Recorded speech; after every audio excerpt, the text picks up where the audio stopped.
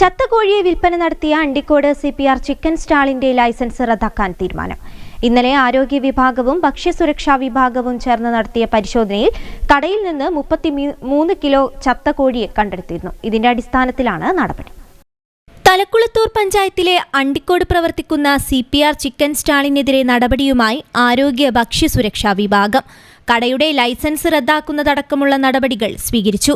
കടയിൽ നിന്ന് 33 കിലോഗ്രാം ചത്തകോഴി കണ്ടെടുത്തതിനെ തുടർന്നാണ് തീരുമാനം. ഇന്നലെ പൊതു അവധി ആയതിനാലാണ് ലൈസൻസ് റദ്ദാക്കാനുള്ള നടപടി ഇന്നത്തേക്ക് മാറ്റിയത്. ചൊവ്വാഴ്ച വൈകിട്ട് ഇവിടെ നിന്ന് കോഴി വാങ്ങിയവർ ദുർഗന്ധം അനുഭവപ്പെട്ടതിനെ തുടർന്ന് തിരികെ കോഴിയുമായി കടയിലെത്തിയതോടെയാണ് വിവരം പുറംലോകം അറിയുന്നത്.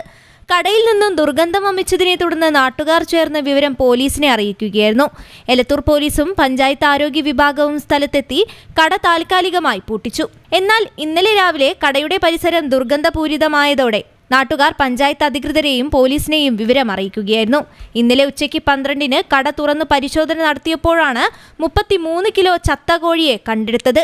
കോഴി അഴുകി തുടങ്ങിയിരുന്നു. കടയിലുണ്ടായിരുന്ന അതിഥി തൊഴിലാളികളെ കസ്റ്റഡിയിലെടുത്തു. നടത്തിപ്പുകാരൻ പുതിയങ്ങാടി സ്വദേശി CPR റഷീദിനെ ബന്ധപ്പെട്ടെങ്കിലും ഇവർ എത്തിയില്ല. ഇതിനെ തുടർന്നാണ് CPR ചിക്കൻ സ്റ്റാളിന്റെ ലൈസൻസ് റദ്ദാക്കാൻ തീരുമാനമായത്. അതേസമയം ജനങ്ങളുടെ ആരോഗ്യത്തിന് ഭീഷണിയാകും വിധം കോഴിക്കട നടത്തിയ CPR ചിക്കൻ സ്റ്റാൾ ഉടമയ്ക്ക് ഇനി പഞ്ചായത്തിലെവിടെയും ലൈസൻസ് അനുവദിക്കില്ലെന്ന് തലക്കുളത്തൂർ പഞ്ചായത്ത് പ്രസിഡന്റ് KT പ്രമീള അറിയിച്ചു. News bureau, Atholi.